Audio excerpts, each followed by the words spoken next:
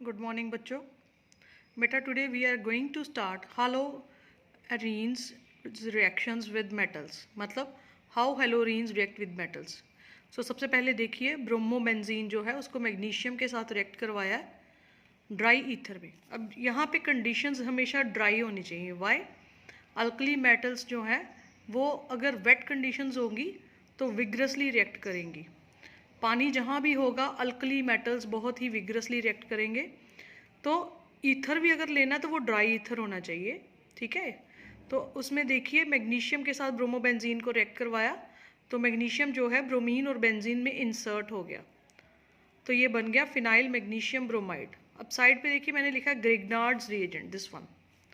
अब Grignard reagent क्या होता है? जब अल्काइल चेन में या अराइल चेन में और हैलोजन के बीच अल्कली मेटल कोई लगा है या alkaline metal, magnesium specially alkaline metal लगा है अल्काइल और अराइल चेन में और हैलाइड में, अगर कोई मैग्नीशियम लगा है तो वो ग्रिग्नार्ड्स रिएजेंट है और बड़ा अच्छा रिएजेंट होता है। इससे बहुत सारे कंपाउंड्स आगे बनते हैं, ठीक है। So this is very important reaction. इसी तरह ब्रोमोबेंजीन की जगह मैंने क्लोरोबेंजीन ले लिया और मैग्नीशियम के साथ रिएक्ट करवाया। ड्राई टेट्राहाइड्रोफ्यूरिन, जो भी रिएजेंट लेना वो ड्राई कंडीशंस में लेना है, और मैग्नीशियम फिनाइल मैग्नीशियम क्लोराइड बन गया। Again it is a Grignard's reagent. Next आ गया बेटा रिएक्शन विद लिथियम।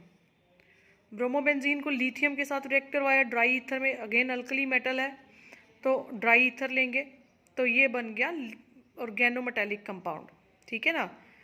ये बन गया आपका लिथियम, बेंजीन के साथ लिथियम लगा हुआ है, ठीक है बेटा।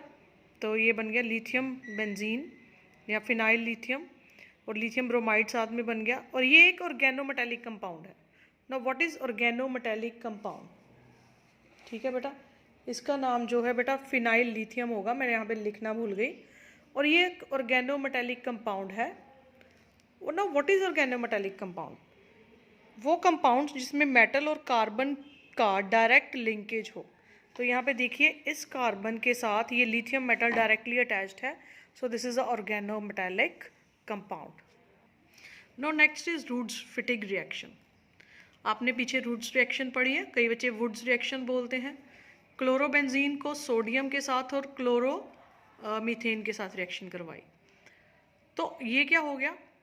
पीछे आपने रूट्स रिएक्शन पढ़ी थी, उसमें दोनों चेन्स सेम थी, ठीक है बेटा। तो ये रूट्स रिएक्शन क्या होगी? इसमें सोडियम 2 क्लोरीन लेके, 2 सोडियम है 2 क्लोरीन लेके निकल गया, 2 NaCl, और ये 2 चेन्स आपस में मिल गई, तो ये बन गया मिथाइल बेंजीन या टोलिन। अब एक रिवीजन से एक रूट्स रिएक्शन क्या है ये देखिए, दिस इज रूट्स रिएक्शन जो आपने पीछे पढ़ी है हैलोएल्केन्स में। फिटिग रिएक्शन ध्यान से देखना। रूट्स में क्या है? दोनों एल्काइल चेन्स हैं। Fittig reaction is same as Wurtz reaction पर both chains are aryl chains. तो देखो ये अराइल चेन और ये अराइल चेन मिलके डाइफिनाइल बन गया।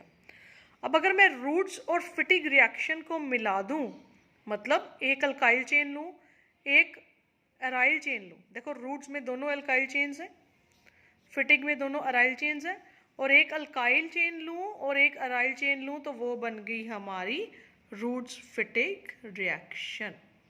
क्लियर बेटा?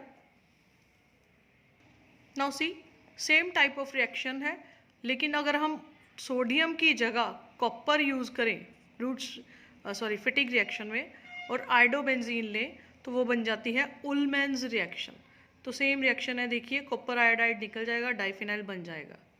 नाउ नेक्स्ट इज रिडक्शन मतलब addition of hydrogen. So sodium aluminium की प्रेजेंस में और बेस सोडियम हाइड्रोक्साइड की प्रेजेंस में अगर मैं रिडक्शन करवाऊँ, ये लिथियम एल्यूमिनियम हाइड्राइड भी यहाँ पे ले सकते हो रिड्यूसिंग एजेंट आप लोग, ठीक है बेटा।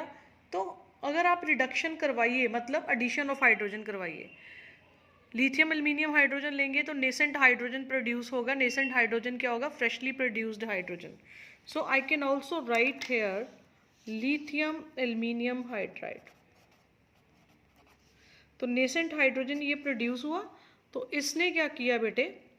No what is reduction? Addition of hydrogen और रिमूवल ऑफ ऑक्सीजन। अब ऑक्सीजन क्या है? Electronegative element. So it is not only removal of oxygen, it is removal of electronegative element.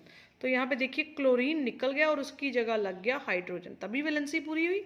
ये कुछ नहीं है बेटे, क्लोरीन निकल गया और उसकी जगह लग गया हाइड्रोजन। एक हाइड्रोजन यहाँ से, एक क्लोरीन यहाँ से, HCl बाहर निकल गया और एक हाइड्रोजन यहाँ पे इंसर्ट हो गया वैलेंसी पूरी करने के लिए, तो क्लोरोबेंजीन से बन गया सिंपल बेंजीन। सो ये बेटा हमारी कुछ रिएक्शंस थी जो रह गई थी हेलो एरीन्स की। Now see ring substitution reactions और इलेक्ट्रोफिलिक सब्सटीट्यूशन रिएक्शंस। तो इसमें हम लोग वही करेंगे कि रिंग में अगर पहले ही क्लोरीन है तो दूसरा इलेक्ट्रोनेगेटिव एलिमेंट कहाँ लगेगा। तो आप ये रेजोनेंस देखोगे बेटा, ये 2 इलेक्ट्रॉन्स इसने यहाँ पे दे दिए, ठीक है बेटा जी, और ये 2 इलेक्ट्रॉन्स टूट के यहाँ पे आ गए। ये स्ट्रक्चर देखिए, 6 की बजाय कितने इलेक्ट्रॉन्स रह गए, 4। यहाँ पे बन गया डबल बॉन्ड, क्लोरीन पे आ गया पॉजिटिव चार्ज और यहाँ पे आ गया नेगेटिव चार्ज विद इलेक्ट्रॉन्स। अब ये इलेक्ट्रॉन्स देखो यहाँ पे बॉन्ड बनाएंगे और ये बॉन्ड टूट के यहाँ पे इलेक्ट्रॉन बनाएगा, ठीक है। तो फिर आगे फर्दर ये इलेक्ट्रॉन्स यहाँ पे बॉन्डिंग करेंगे और ये इलेक्ट्रॉन्स ये टूट के यहाँ पे आ जाएंगे। अब आप इन पूरे स्ट्रक्चर्स में देखिए तो नेगेटिव चार्ज इलेक्ट्रॉन्स कहाँ कहाँ पे आया, ऑर्थो पोजीशन पे, पैरा पोजीशन पे, फिर ऑर्थो पोजीशन पे। स्ट्रक्चर नंबर बेटा UC 3 4 5, नेगेटिव चार्ज कहाँ पे आ रहा है, सेकंड पोजीशन पे, ठीक है, फोर्थ पोजीशन पे और फिफ्थ पोजीशन पे। ये यहाँ पे थर्ड पे और फिफ्थ पे नहीं आया, सेकंड पे, फोर्थ पे और सिक्स्थ पोजीशन पे आया। मतलब ऑर्थो पे आया है, मेटा पे कहीं नहीं आया, फिर पैरा पे आया है, फिर ऑर्थो पे आया। ये रेजोनेंस में आप देखो, इसका मतलब अगर कोई इलेक्ट्रॉन लविंग यानी कि इलेक्ट्रोफाइल अटैक करेगा उस रिंग में जिसमें पहले से ही क्लोरीन है, तो वो अटैक कहाँ पे होगा, ऑर्थो पे और पैरा पे, ठीक है बेटा। नाउ सी, एक क्लोरीन और रिएक्ट कर रहा है। अब ये कंडीशंस लर्न करनी है। एनहाइड्रस फेरिक क्लोराइड में तो ये एक क्लोरीन ऑर्थो पे लग गया, एक पैरा पे लग गया। अब ये माइनर प्रोडक्ट बना, ये मेजर प्रोडक्ट बना। Why, what is the reason behind this, symmetry. ये ज़्यादा सिमेट्रिकल है इसलिए ज़्यादा स्टेबल है। अब देखिए नाइट्रिक एसिड में एक ऑर्थो पे लगा, एक पैरा पे लगा, ये फिर माइनर बना, ये मेजर बना because of symmetry and less steric hindrance.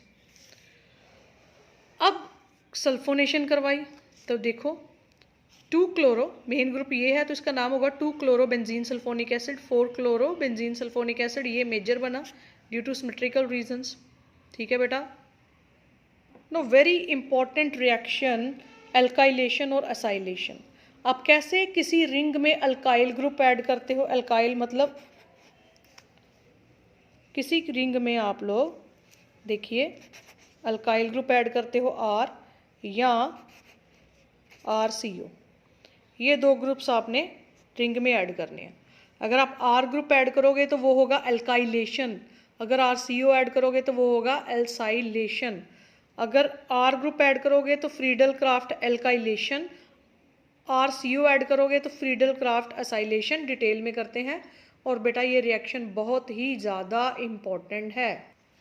देखिए क्लोरोबेंजीन में मैंने मिथाइल क्लोराइड डाल दिया एनहाइड्रस एल्युमिनियम क्लोराइड की प्रेजेंस में, तो क्या हो गया, यहाँ पे क्लोरोबेंजीन था तो यहाँ पे मिथाइल लग गया, यहाँ पे मिथाइल लग गया, ये क्या बन गया 1 क्लोरो 2 मिथाइल। अब प्रेफरेंस हमने क्लोरीन को देनी है, अल्काइल चेन को कम प्रेफरेंस होती है, तो 1 क्लोरो 2 मिथाइल बेंजीन या ऑर्थोक्लोरोटोलिन। बिकॉज बेटा सी, अगर रिंग के साथ आपका R लगा है और वो R स्पेशली CH3 है तो वो टोलिन है, तो ये क्या बन गया ऑर्थोक्लोरोटोलिन, क्योंकि ये ग्रुप और ये ग्रुप ऑर्थो पोजिशंस पे है। And this is parachlorotoluene, again major यही बनेगा क्योंकि स्टेरिक हिंड्रेंस भी कम है और ये सिमेट्रिकल भी ज़्यादा है। ये हो गया फ्रीडल क्राफ्ट अल्काइलेशन, बिकॉज मैंने अल्काइल चेन ऐड की है क्लोरोबेंजीन में, ठीक है।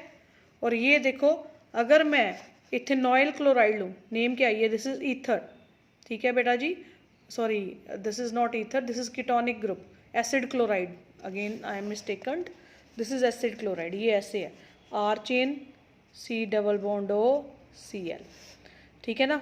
तो मैं अगर एल्केनॉइल क्लोराइड लूँ तो कोई भी चेन है वो रिंग में ऐड हो जाएगी। ये देखिए क्लोरोबेंजीन है तो ये RCO रिंग में जाएगा और यहाँ से H निकल के ये वाला Cl ले जाएगा, तो ये क्या बन गया COCH3। यहाँ पे आप कोई भी चेन ले सकते थे, CH3 C2H5, तो मैंने तभी यहाँ पे R लिख दिया और ये ऑर्थो पैरा पोजिशंस पे लग गए। अगेन मेजर माइनस प्रोडक्ट्स होंगे। बेटा इसके साथ हमारा चैप्टर ख़त्म हो गया है। कुछ कंसेप्चुअल क्वेश्चंस हैं, उसकी मैं आपको कल पिक्चर्स डालूंगी, तो वो आप नोट डाउन कर लोगे। That's all, thank you.